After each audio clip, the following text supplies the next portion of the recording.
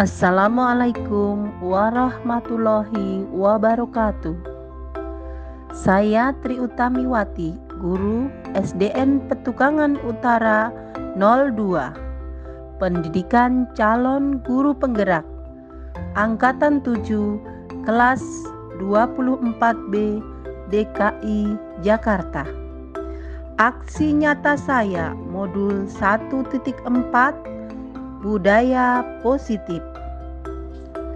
Perkenalkan, saya Tri Utamiwati, CGP Angkatan 7, 24B.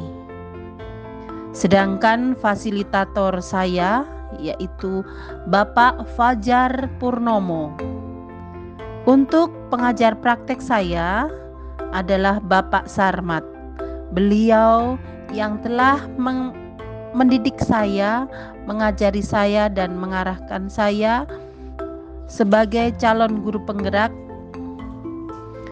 Angkatan 7 kelas 24B. Rancangan tindakan aksi nyata. Latar belakangnya, menghargai diri sendiri adalah salah satu sikap atau karakter yang sering tidak dijalankan oleh murid, sedangkan contoh keterlambatan siswa dan mematuhi peraturan berpakaian yang sesuai dengan yang sudah disepakati sekolah, tetapi hal ini sering tidak dilakukan sehingga akan berimbas pada ketidaknyamanan saat proses kegiatan belajar mengajar. Berdasarkan masalah tersebut, maka saya membuat rencana tindakan yang saya beri judul Program Kebajikan Budaya Menghargai Diri Sendiri dan Orang Lain. Tujuannya, murid dapat menghargai diri sendiri dan orang lain. Untuk tolak ukurnya, murid terbiasa disiplin, mentaati peraturan sebagai bentuk rasa menghormati diri sendiri dan orang lain. Lini-masa tindakan yang akan dilakukan. Pertama, tahap persiapan. Kedua, tahap pelaksanaan. Dalam tahap refleksi, murid melakukan penilaian diri tentang budaya menghormati yang sudah mereka lakukan. Guru dan murid melakukan refleksi bersama terkait program kebajikan budaya menghormati diri sendiri yang sudah dilaksanakan. Dukungan yang dibutuhkan kerjasama dari semua pihak, baik kepala sekolah, murid, guru, dan orang tua, agar program kebajikan ini dapat berjalan dengan baik. Halaman dan taman sekolah dan kelas 6B yang digunakan untuk melaksanakan program kebajikan ini. Sebagai bukti nyata, saya menyebarkan pemahaman dan pengalaman penerapan budaya positif di lingkungan SDN Petukangan Utara 02, khususnya bagi seluruh guru SDN Petukangan Utara 02. Bismillahirrahmanirrahim. Assalamualaikum warahmatullahi wabarakatuh. Waalaikumsalam warahmatullahi wabarakatuh. Salam sejahtera untuk kita semua. Alhamdulillahirabbil alamin wa bihi nasta'in wa ala umuri dunya wa din wassalatu wassalamu ala asrafil anbiya'i mursalin wa ala alihi wa sahbihi ajmain amma ba'du. Yang terhormat Ibu Kepala Sekolah SDN Petukangan Utara 02, Ibu Sri Apriansi SPDMM. Yang terhormat Ibu Bapak Dewan Guru Ustadz. Alhamdulillah pada kesempatan hari ini kita dapat berkumpul di tempat ini karena itulah karena karunia Allah Subhanahu wa taala. Salawat serta salam marilah kita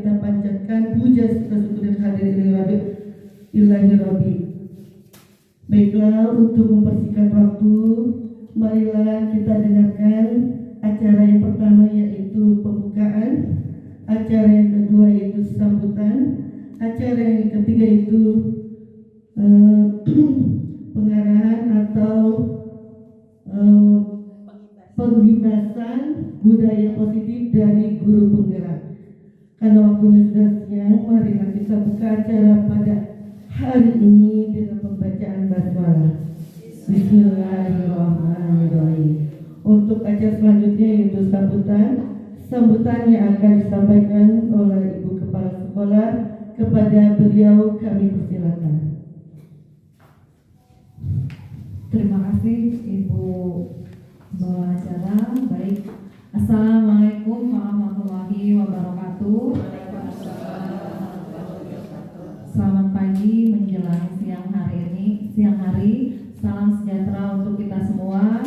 Yang kami hormati Bapak, Ibu guru serta karyawan staf SDN Petukangan Utara 02 yang berbahagia. Pertama-tama marilah kita panjatkan puji dan rasa syukur kita kehadiran Allah Subhanahu wa taala bahwasannya pada pagi hari ini kita masih diberikan nikmat sehat walafiat sehingga kita semua dapat mengikuti paparan pengibasan guru penggerak angkatan ke-7 yang akan dipaparkan oleh Ibu Tri Utami SPD. Kami dari sekolah mengucapkan apresiasi yang baik pada Ibu. Mudah-mudahan kegiatan paparan ini tentang budaya positif dapat dilaksanakan khususnya di SDN Petukangan Utara 02 yang membawa positif dalam segala kegiatan bagi peserta didik dan bagi kita semua. Mudah-mudahan Bapak Ibu guru yang lainnya dapat mengikuti seleksi guru penggerak di angkatan selanjutnya. Mari sama-sama nanti kita simak, kemudian kita aplikasikan di kelasnya masing-masing dalam paparan yang akan disampaikan oleh Ibu Tri Utami. Kami dari sekolah mengucapkan terima kasih. Itu saja yang dapat kami sampaikan. Kurang lebihnya mohon maaf. Wabillahi taufiq wal hidayah. Wassalamualaikum warahmatullahi wabarakatuh. Terima kasih atas sambutannya kami ucapkan. Untuk acara selanjutnya yaitu pemaparan tentang pengibasan budaya positif dari guru penggerak yang akan disampaikan oleh Bu Aji Tri Utami. Kepadanya kami persilakan.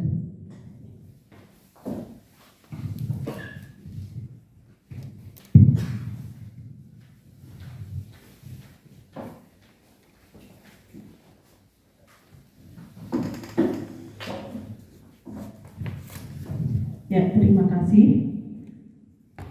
Assalamualaikum warahmatullahi wabarakatuh.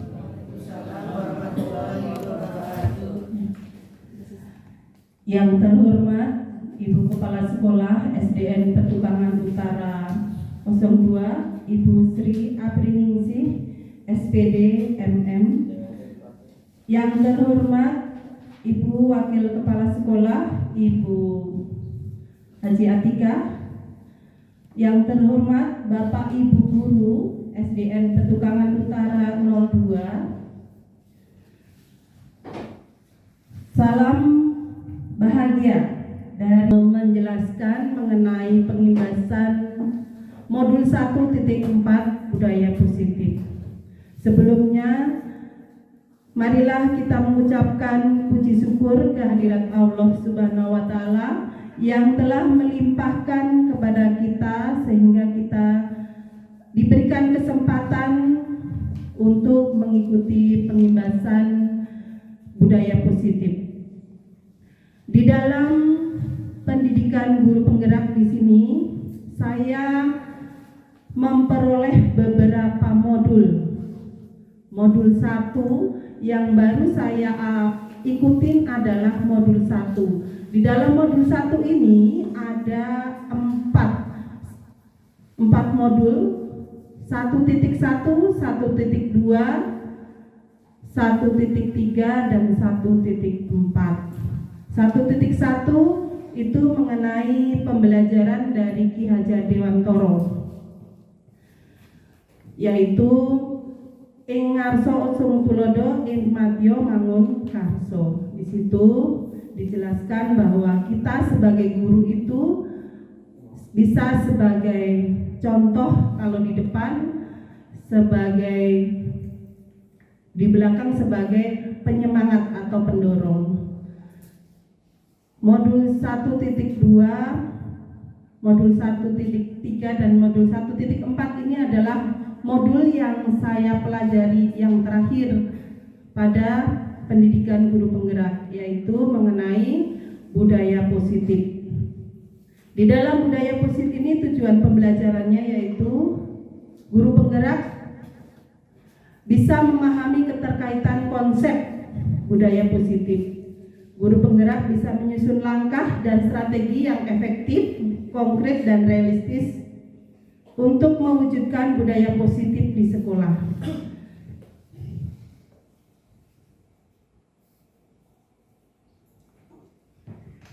Di dalam budaya positif ini intinya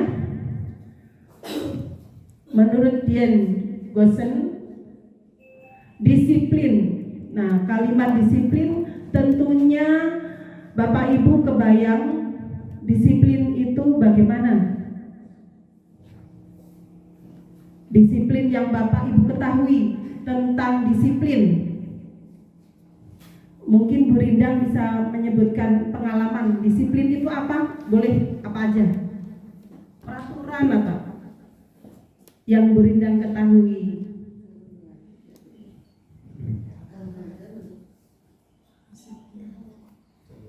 Misalnya anak disiplin bagaimana? Enggak apa-apa, sepengetahuan Bu Rindang aja.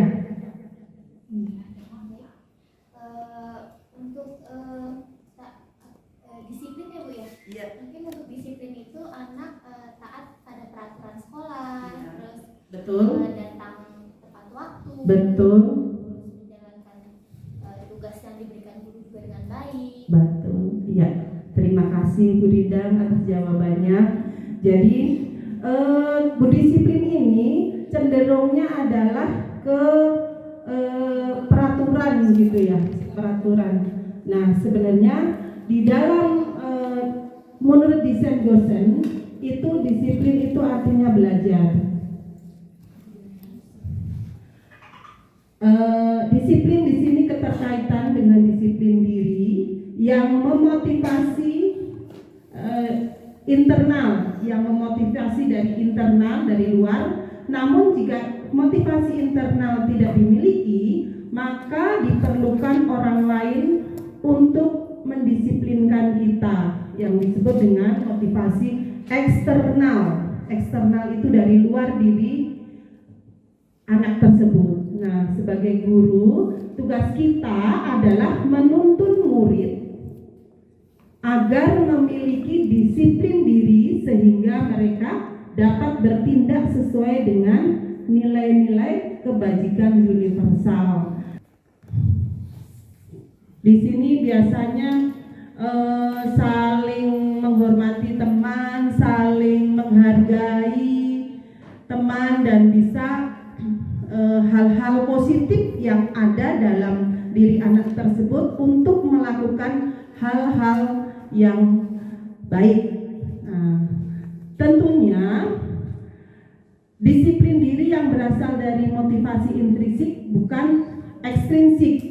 Yang kita tekankan adalah intrinsik dari diri anak tersebut. Nilai-nilai kebajikan universal di sini tentunya nilai-nilai kebajikan sebagai pelajar Pancasila yang tercermin dalam dimensi profil pelajar Pancasila. Profil pelajar Pancasila tentunya Bapak Ibu sudah tahu ya mengenai profil pelajar Pancasila yang sudah diinformasikan dalam Merdeka Belajar. Ini sangat digembor-gemborkan mengenai dimensi profil pelajar Pancasila. Misalnya profil yang dimensi profil pelajar Pancasila yang Bapak Ibu ketahui Ada yang tahu? Mungkin ya. Kepada Tuhan. Betul, satu. Iya. Berakhlak mulia. Dan berakhlak mulia ya. Ya, dua. Mandiri. Mandiri, betul. Gotong royong. Gotong royong, betul. Kreatif. Mungkin Mbak Im nambahin lagi. Kreatif. Kreatif, betul. Bu Rinda? Bernalar kritis. Nah, bernalar kritis. Jadi siswa itu diajak untuk bernalar kritis. Yang terakhir kreatif. Ya, ini memang level yang tinggi bahwa anak itu dipacu atau dituntut untuk sampai ke kreativitas. Nah, walaupun kita sebagai pengajar anak SD ini juga harus dituntut kreativitas masing-masing. Untuk membangun motivasi intrinsik pada murid, sebagai guru kita harus memahami dulu teori motivasi yang dikemukakan oleh Diane Gosen.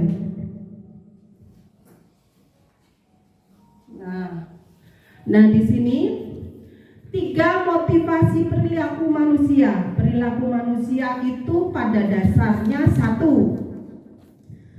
Untuk menghindari ketidaknyamanan atau hukuman. Jadi melakukan kedisiplinan itu biasanya anak itu punya motivasi, biar saya tidak dihukum, betul ya? Betul. Nah, yang kedua itu untuk mendapatkan imbalan atau penghargaan dari orang lain. Penghargaan tentunya mesti melakukan disiplin itu biar saya mendapat pujian dari bu guru, betul ya? Mungkin anak-anak kemampuannya beda-beda. Yang ketiga, untuk menjadikan orang yang mereka inginkan dan menghargai diri sendiri dengan nilai-nilai yang mereka percaya. Nah, di sini adalah motivasi yang paling baik. Motivasi yang paling baik adalah motivasi yang ketiga, yaitu untuk menjadi orang yang mereka inginkan. Misalnya bu guru pinginnya apa? Oh ya, kita ikutin, atau murid itu mengikutin, dan menghargai diri sendiri dengan nilai-nilai yang mereka percaya.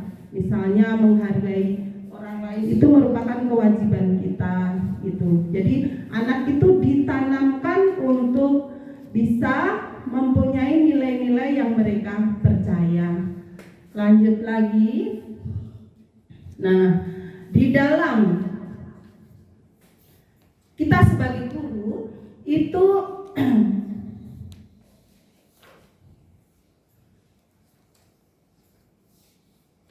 ada istilah yang dinamakan dengan 5 posisi kontrol yang dilakukan oleh guru. Di sini guru tersebut dalam menjalankan disiplin itu tentunya banyak level. Di sini ada dijelaskan ada 5 level atau 5 posisi kontrol yang dilakukan guru saat ini. 1. Dalam menjalankan disiplin tentunya ada guru yang sebagai penghukum. Ini jenis guru yang menjalankannya sebagai penghukum. Yang kedua, membuat merasa bersalah. Nah, biasanya ada guru yang melakukannya dengan membuat merasa anak itu bersalah. Ya. Yang ketiga adalah disiplin yang dikaitkan dengan sebagai teman. Jadi anak itu dianggap sebagai teman, kita berikan pemahaman terhadap anak tersebut seolah-olah sebagai teman kita sendiri. Jadi menjalankan disiplin kita pahami memakai dengan cara bersahabat gitu ya. Nah, yang keempat adalah posisi pemantau. Pada posisi ini hampir sama dengan posisi teman, tetapi lebih diyakinkan lagi. Nah, yang ketiga adalah posisi manajer.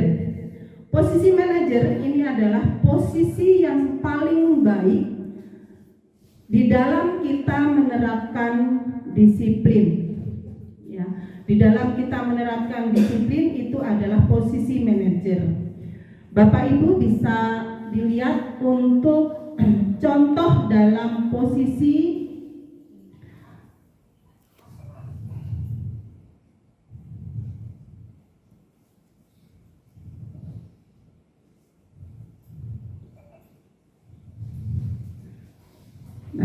di sini ada beberapa tayangan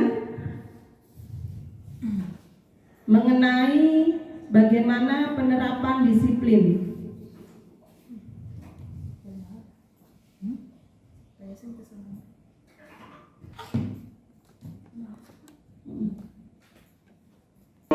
Yang dikembangkan oleh Dayang Blossom dan contoh penerapannya.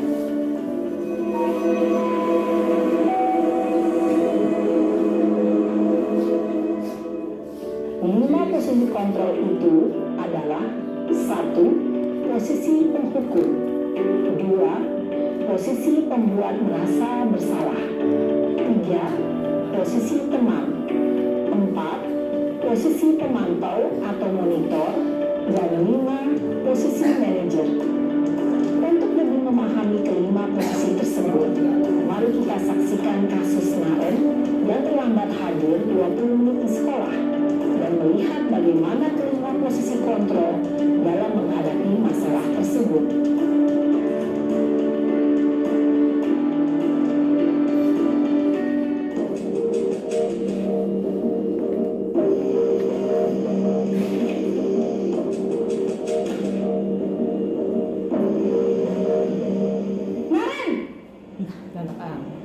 Sini kamu. Selamat pagi, Bu. Selalu terlambat. Kamu deh, pasti terlambat. Maaf, Bu. Saya Apa? Apa coba? Alasan kamu apa lagi? Kapan sih kamu tidak terlambat? Malas sekali ya kamu jadi anak. saya Dasar pemalas. Gak kapok-kapok sih kamu. Sudah berapa kali terlambat? Sana, kamu keliling lapangan basket 2 kali. kenapa saya harus ke lapangan basket, Bu? Kenapa? Kamu lawan ibu. Berani-beraninya jawab. Sudah terlambat, masih berani jawab pula. Sekarang, keliling lapangan basket 5 kali sekalian. Biar kapok. Cepat. Pergi sana ke lapangan basket. Posisi penghukum biasanya berbicara dengan nada tinggi, menghardik, menunjuk-nunjuk, menyakiti, dan menyindir. Hukuman bisa berupa fisik maupun psikis. Ibu dan bapak guru hebat. Dampak yang terjadi pada murid ketika guru berada pada posisi penghukum adalah murid cenderung akan memberontak, bahkan menyerang dendam.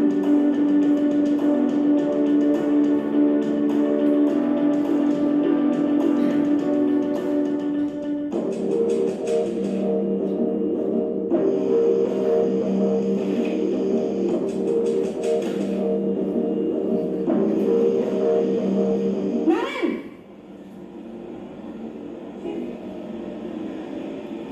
Selamat pagi, Bu. Naren, kamu kenapa terlambat lagi, nak? Ya Tuhan, Naren, kamu senang ya bikin ibu susah ya? Kalau kamu terlambat lagi, nanti ibu yang ditegur bapak kepala sekolah, nak. Disangka ibu tidak bisa membina kamu. Duh, gimana ini? Maaf, Bu. Gusti Naren, kamu suka ya kalau ibu ditegur bapak kepala sekolah? Terus, sekarang ibu harus tulis apa ini di buku absen? Ini kamu sudah sering terlambat loh. Ibu harus apa coba? Maaf, Bu. Maaf sekali. Ya sudah, lain kali jangan bikin ibu susah lagi ya nak ya. Ibu tidak akan kuat lagi kalau kamu begini terus. Bisa jantungan kalau ibu ditegur bapak kepala sekolah. Sana cepat ke kelas. Maaf ya, Bu. Maaf sekali. Posisi pembuat rasa bersalah berbicara dengan nada tenang, cenderung lembut, Namun kata-kata yang diutarakan membuat murid merasa menjadi orang yang gagal, memandang buruk dirinya sendiri, merasa tidak berharga, dan tidak sanggup membahagiakan orang lain. Ketika guru mengambil posisi pembuat rasa bersalah, murid akan menganggap dirinya yang bersalah dan ia akan menyimpan emosi negatif tersebut di dalam dirinya.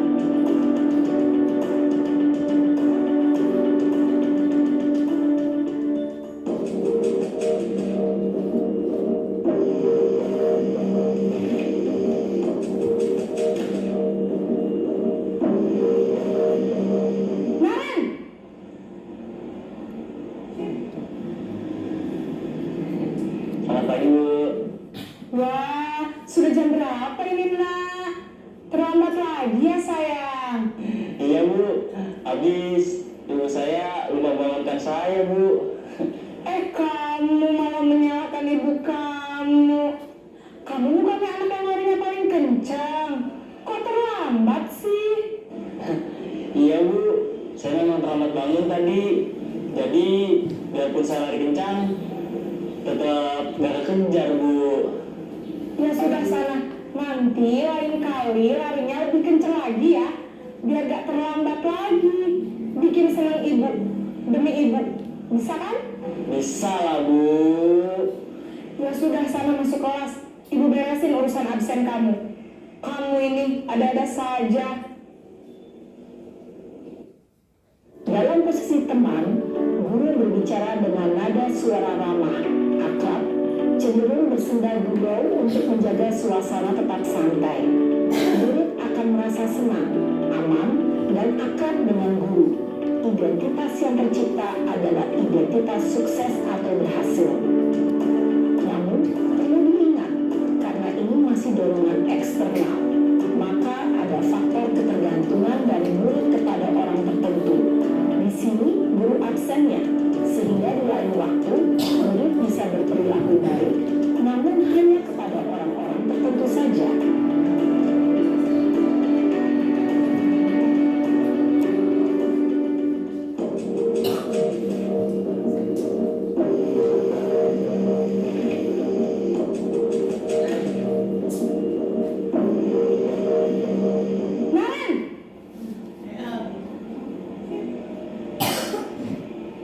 Selamat pagi, Bu.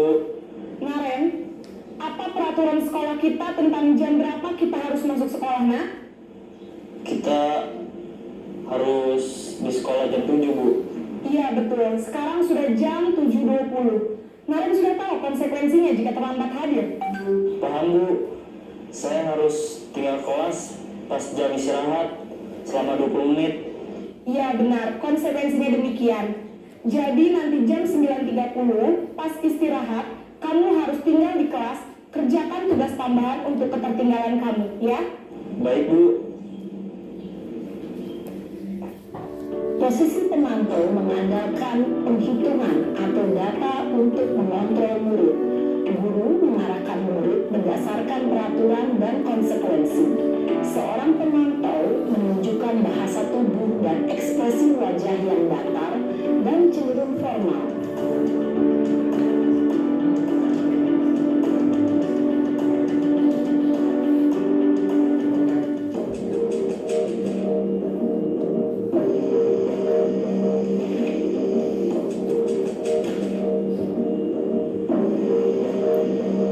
Naren!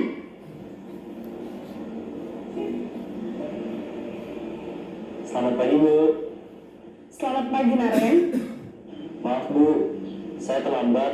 Iya, sekolah masuknya jam 7, sekarang sudah jam 7.20. Jadi sekarang bagaimana ini, Naren? Maaf, Bu.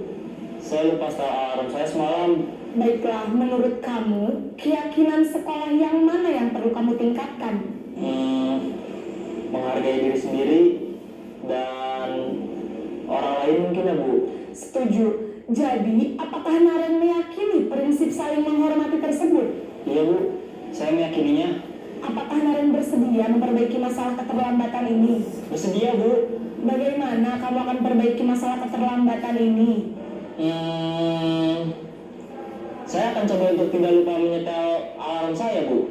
Baik, kalau Naren lupa menyetel alarm di rumah, ada orang yang kira-kira bisa bantu mengingatkan tidak? Ada Bu, kakak saya, Kak Emma. Ada lagi selain Kak Emma?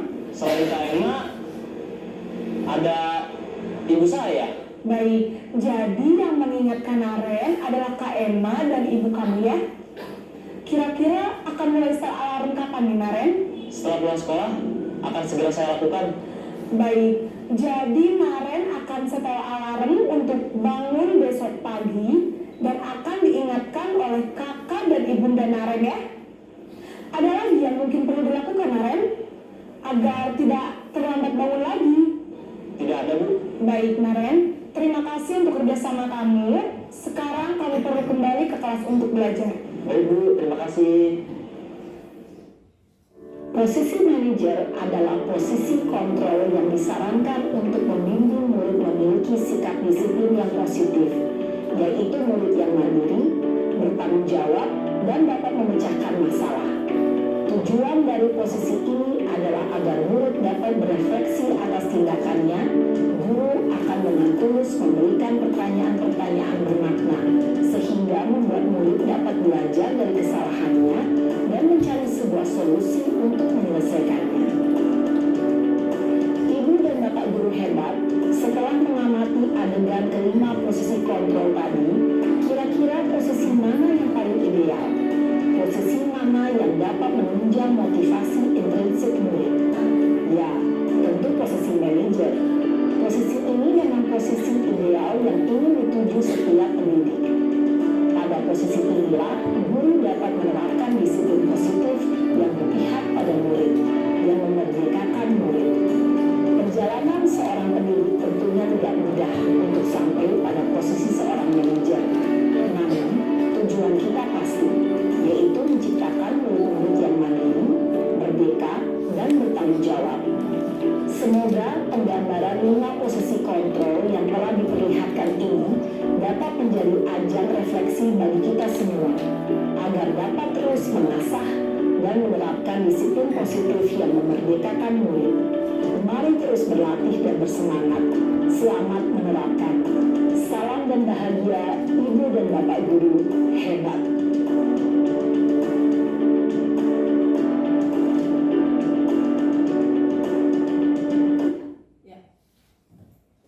Nah, begitu tayangan. Demikian tayangan beberapa contoh dari perilaku seorang guru di dalam melaksanakan pembelajaran saat menjalankan disiplin, begitu ya. Nah, mungkin Bapak Ibu bisa bertanya dalam diri masing-masing, saya biasanya memakai posisi yang di mana nih? Bisa posisi penghukum, bisa posisi teman, ataupun bisa pemantau. Sedangkan manajer ini, untuk posisi manajer ini saya bisa pelajari karena saya mengikuti guru penggerak, dan di dalam guru penggerak ini saya diajari bagaimana menjalankan disiplin budaya positif pada sekolah masing-masing. Nah, di dalam sebelum saya mengikuti guru penggerak, biasanya saya cenderung ke penghukum. Betul Bapak Ibu? Ya, saya sendiri mengakui penghukum karena di dalam penghukum ini adalah interaksi cepat saat kita menghadapi siswa yang tidak disiplin. Betul ya? Iya. Nah, selain penghukum, kadang-kadang kita masuk ke posisi teman. Posisi teman itu kita sebagai guru biasanya tidak terlalu marah, tetapi kita bertanya, mendatar, dan sebagai sahabat anak tersebut supaya tidak mengulang kembali pelanggaran peraturan tersebut. Dan pemantau di sini biasanya cenderung ke dalam hal-hal, peraturan sekolah ini kamu harus mengikuti. Nah, di situ guru tetap tidak membentak-bentak, tetapi hanya hanya memantau, membandingkan atau memojokkan anak tersebut, oh ini peraturannya seperti ini. Di dalam posisi manajer itu adalah yang beda. Saya pelajari di situ posisi manajer memang prosesnya agak lama di dalam menangani masalah saat kita menemui siswa atau murid yang tidak disiplin. Kita harus selain bertanya, kita juga harus menyelesaikan masalah tersebut sampai anak tersebut sadar bahwa di dalam menjalankan disiplin itu harus sesuai, harus dengan keinginan intrinsik dia, harus keinginan anak tersebut dalam diri anak tersebut, yaitu keyakinan menghargai teman, menghargai orang lain, menghargai waktu. Itu yang perlu ditanamkan.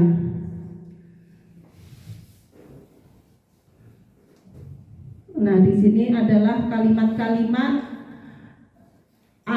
kita sebagai guru, misalnya sebagai teman, ayo bantu demi saya, demi ibu, supaya berjalan waktu. Bu guru misalnya supaya tidak dimarahin kepala sekolah, begitu ya, biasanya seperti itu.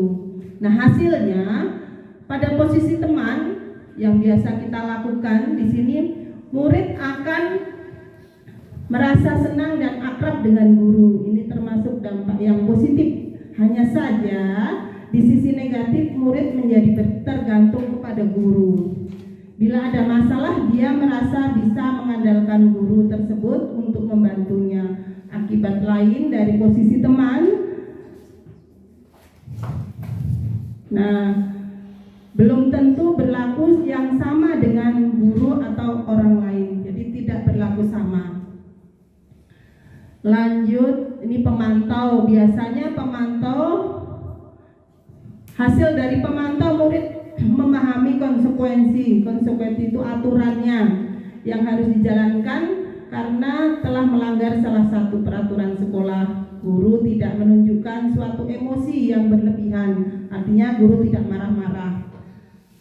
Dan membuat anak itu bersalah, merasa bersalah. Murid tetap dibuat tidak nyaman, yaitu dengan harus tinggal kelas, waktu jam istirahat mengerjakan soal seperti contoh yang ada di tayangan tadi. Di sini guru tetap harus memantau murid pada saat mengerjakan tugas dan istirahat, misalnya di situ ya. Lanjut lagi, posisi yang terakhir adalah posisi manajer, yaitu posisi yang kita harapkan dalam menyelesaikan masalah.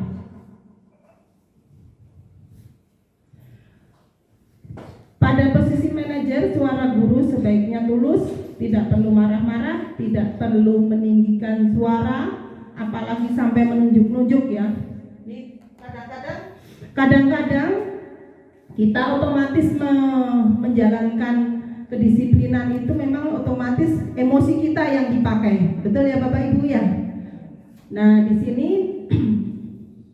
fokus ada pada murid, bukan untuk membahagiakan guru. Jadi anak itu sudah sadar tentang bagaimana menjalankan disiplin, bukan untuk membahagiakan orang tua, bukan untuk membahagiakan guru, itu bukan. Murid sudah mengetahui adanya suatu masalah dan sesuatu perlu terjadi. Bila guru mengambil posisi pemantau, guru akan melihat apa konsekuensinya, apa aturannya. Namun pada posisi manajer, itu guru akan mengembalikan tanggung jawab pada murid itu untuk mencari jalan keluar atau permasalahan, tentunya dengan bimbingan guru tersebut, gitu ya. Lanjut. Nah, di dalam menjalankan posisi kontrol itu ada 5 kebutuhan dasar manusia yang harus dipahami seorang guru, bahwa manusia itu selalu bertahan hidup, mempertahankan alasannya itu tentu ya, kasih sayang dan rasa diterima siswa, diterima teman atau diterima guru. Yang ketiga adalah menguasai. Anak itu punya kecenderungan untuk menguasai teman, menguasai kelas, atau merasa yang lebih gitu ya. Dan yang keempat adalah kebebasan, bahwa anak itu mesti punya sifat bebas untuk menjalankan sesuatu. Misalnya saya mau masuk sekolah kapan saja sesuai dengan kehendaknya, itu pasti ada ya. Dan yang kelima itu senang. Anak itu menjalankan sesuatu pasti punya tujuan untuk senang, bergembira, begitu ya. Nah, pengalaman yang menarik dalam menerapkan konsep budaya positif pada waktu itu yang saya alami adalah saya pernah dilakukan di kelas. Di situ membuat keyakinan kelas. Ada hal yang menarik yang saya alami, yaitu saat meminta murid untuk curhat pendapat tentang keyakinan yang diusulkan. Ternyata ada beberapa yang berkaitan dengan guru atau berkaitan dengan saya. Misalnya jika ada pertanyaan itu tidak boleh marah-marah. Itu curahan hati dari murid-murid kita. Nah, yang kedua itu yang saya alami, keluar kelas itu tidak boleh lama-lama, begitu kata anak-anak. Jadi supaya kondisi kelas itu supaya nyaman, terkendali. Untuk itu anak itu punya pilihan atau punya keinginan yang disampaikan ke saya itu supaya tidak boleh meninggalkan kelas, begitu. Jadi mohon untuk saat belajar kita memang harus menunggu kelas sampai selesai. Yang memang kadang dipanggil Mbak Iim juga di bawah, jadi terpaksa saya turun. Itu juga memang karena urgent gitu ya. Nah, di sini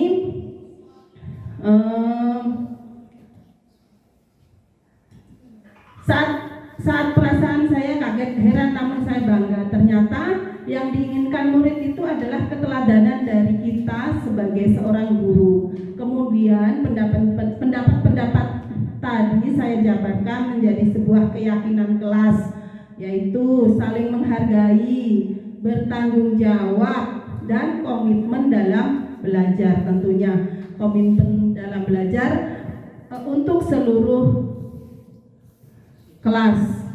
Nah, di dalam penerapan keyakinan kelas ini sudah berjalan dengan baik. Murid telah berani bercurah pendapat. Jadi memang ditanya satu persatu, bagaimana pendapat kamu, begini, keyakinan kamu supaya kamu lebih baik menjalankan kedisiplinan. Namun ada beberapa hal yang diperbaiki, yaitu komitmen dari semua warga kelas dalam melaksanakan keyakinan tersebut, gitu.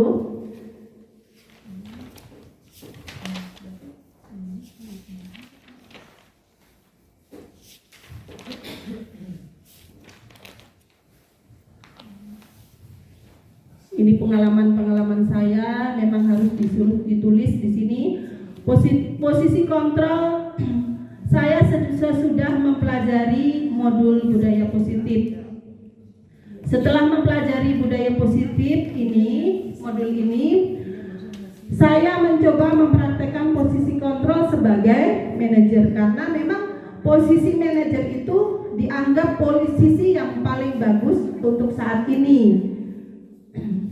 Dan tentunya perasaan saya bangga dan bahagia karena saya dapat menuntun murid saya untuk menjadi pribadi yang lebih tanggung jawab dan mampu menemukan solusi dari pelaksanaan yang kita hadapi.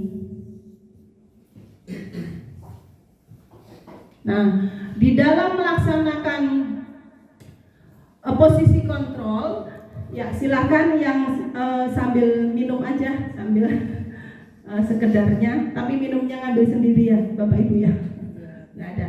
Silahkan snack-snacknya sambil makan nggak apa-apa.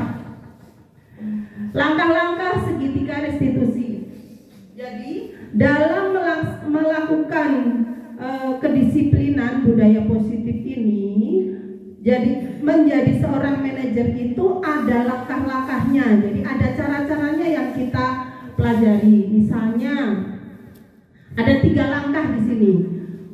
Validasi tindakan yang salah. Jadi dalam segitiga restitusi di sini, pertama menstabilkan identitas. Menstabilkan identitas itu contohnya setiap orang pasti pernah melakukan kesalahan. Jadi itu langkah-langkah untuk supaya kita bisa mencapai posisi manajer, yaitu dengan cara segitiga restitusi. Restitusi pertama yaitu menstabilkan identitas.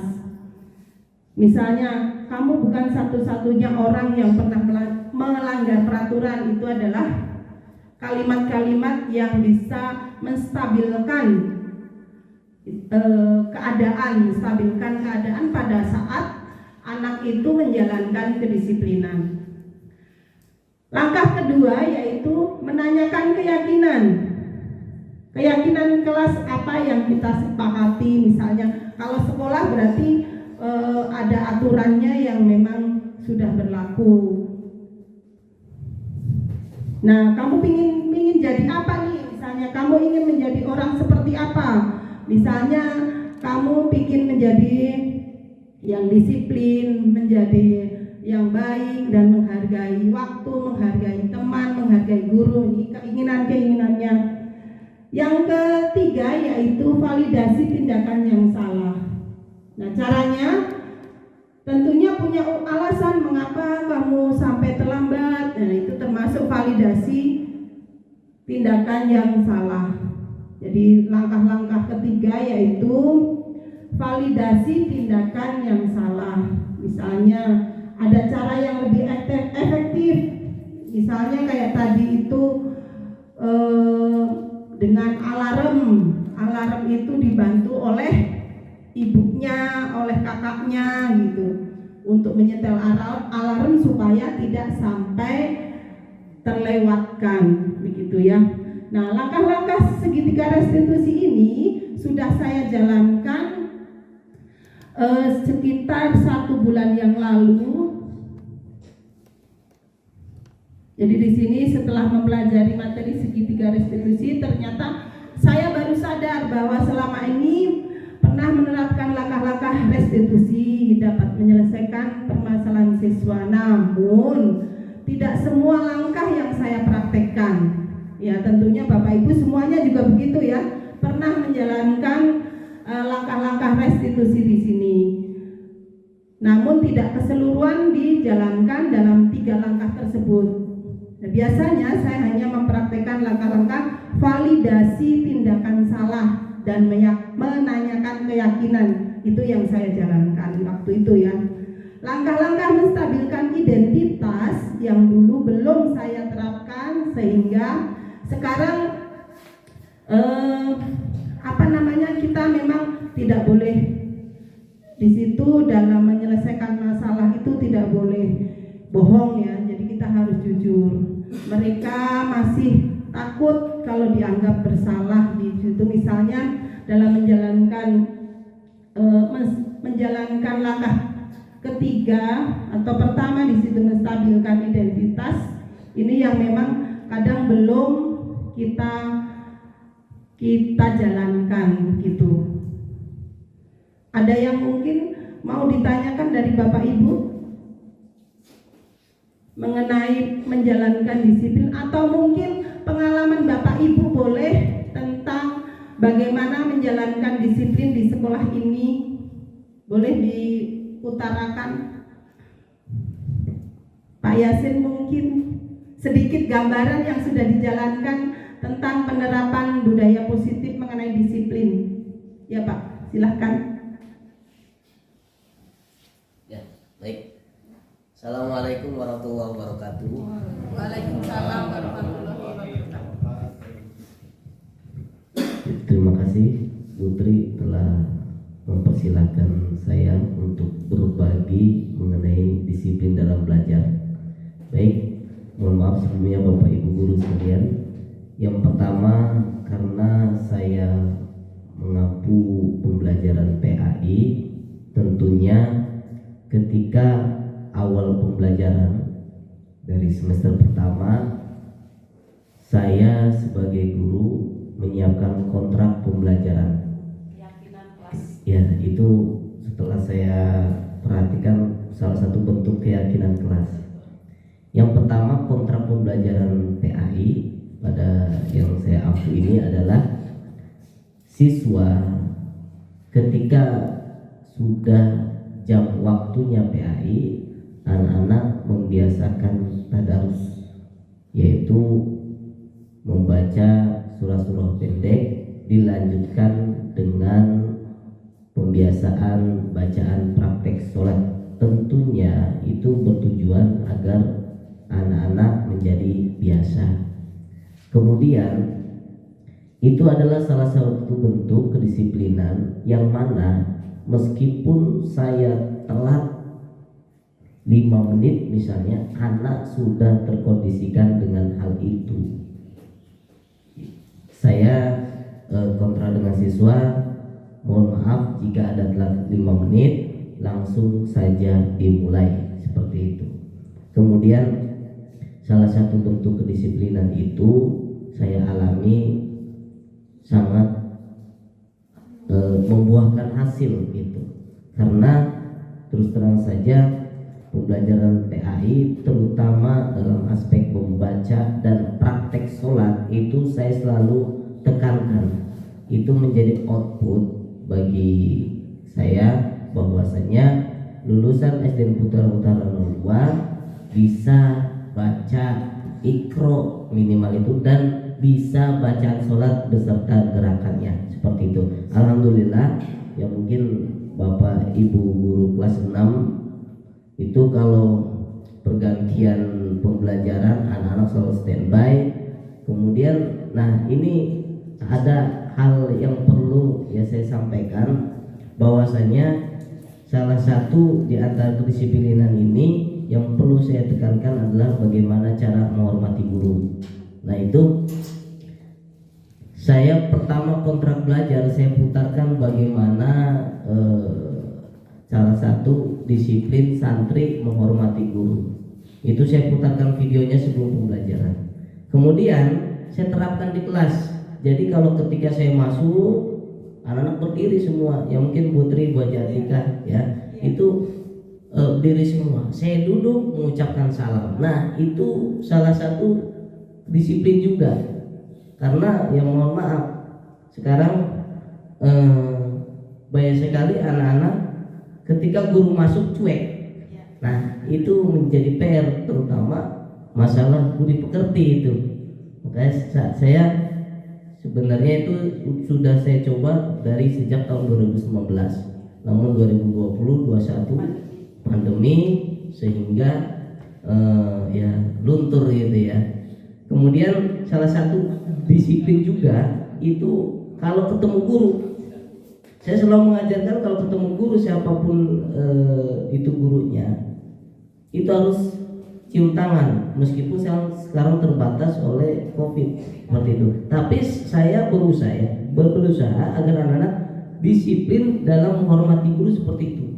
Ya mungkin Bapak Ibu guru, kalau saya keluar gitu anak-anak pada ya bergerombol gitu, nah itu saya tekankan di kelas itu bagaimana cara menghormati guru. Nah itu salah satu bentuk disiplin terhadap menghormati guru. Ya mungkin itu saja yang mudah-mudahan saya harapkan bisa diterapkan mungkin oleh Bapak Ibu guru sekalian. Jadi kalau kita ketemu murid, minimal kita disapa, jangan kita diabaikan. Itu saja, kurang lebih mohon maaf. Assalamualaikum warahmatullahi wabarakatuh.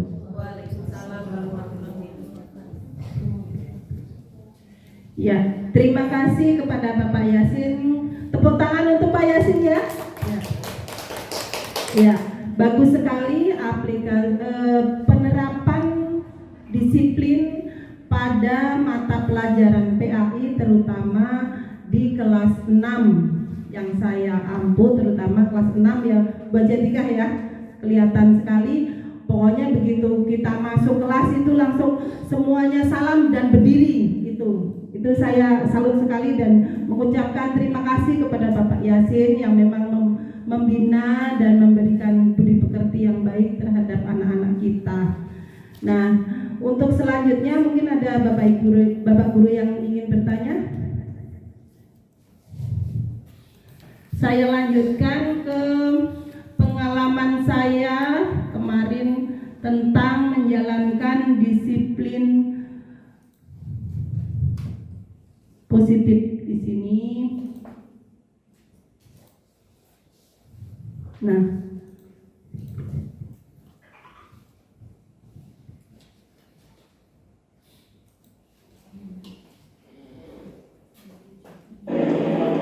Sinopsis kasus JIK. Sinopsis kasus Jikran dan Nizu. Tepatnya pada hari Senin, kedua anak tersebut terlambat hadir di sekolah swasta. Pakaiannya pun langsung pakai pakaian olahraga, walaupun memang hari itu ada jadwal olahraga di jam pertama. Sedangkan setiap hari Senin selalu dilaksanakan upacara bendera. Nah, upacara bendera peraturannya adalah memakai seragam merah putih. Akhirnya Zikran dan Nezu dibawa Putri untuk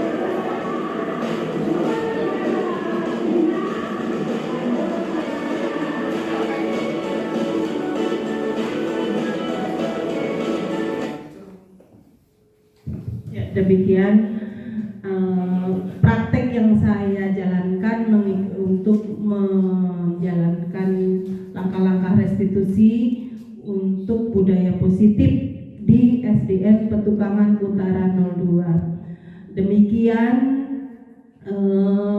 rangkaian acara saya, yaitu mengenai penerapan budaya positif di modul 1.4.